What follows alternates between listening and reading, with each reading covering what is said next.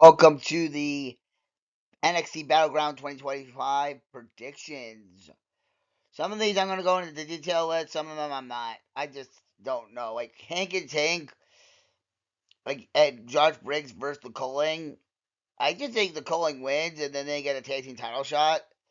Potentially they're the ones to beat Hank and Tank for the titles. The other person I had considered was the Dark State, but I guess that's not happening. I mean, it could still, and then the faces just win, but I'm going with the heels to win. Sol Ruka versus Kalani Jordan. It's pretty obvious to me that Sol Ruka is not dropping this title anytime soon. If she's dropping it to anybody, it's Zarya. So I'm just going to go with Sol Ruka to win. Should be fun, though, with these two high flying people in the ring. Tony D versus Shannon Stacks Lorenzo. And I think if WWE knows what they're doing, they will have a heel turn for Ariana Rizzo and Luca Crucifino, and they will join Stacks and defeat Tony, and he'll go to the main roster to do. I don't know what he will do. I hope he doesn't get dropped down, but I can totally see that happening. Being like the new Cameron Grimes. All right, what do I go with next? Because he's got three big matches. I'm just going to go because I'm going opposite all the way on Wikipedia.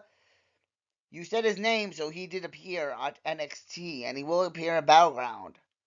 Trick Williams is taking on Joe Hendry. And I think Trick Williams is going to win the TNA title. I've been fantasy booking in my private time some Triple Crown Grand Slams. As you know, I like that.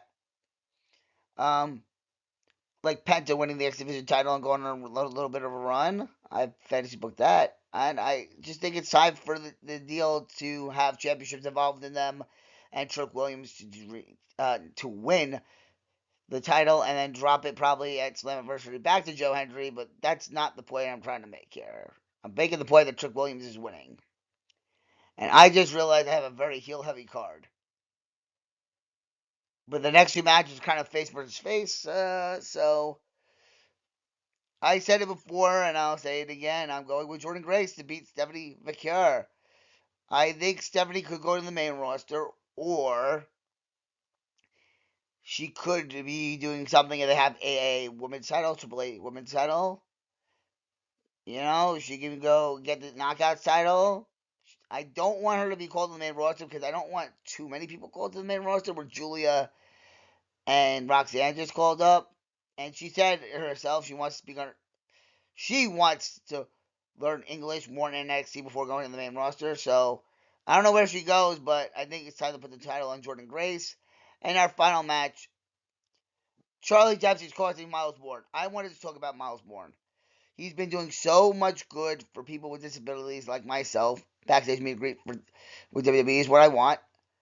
And you know what? He's not winning, and it's not because it's going to look like he won. And then Charlie Dempsey's going to screw him over.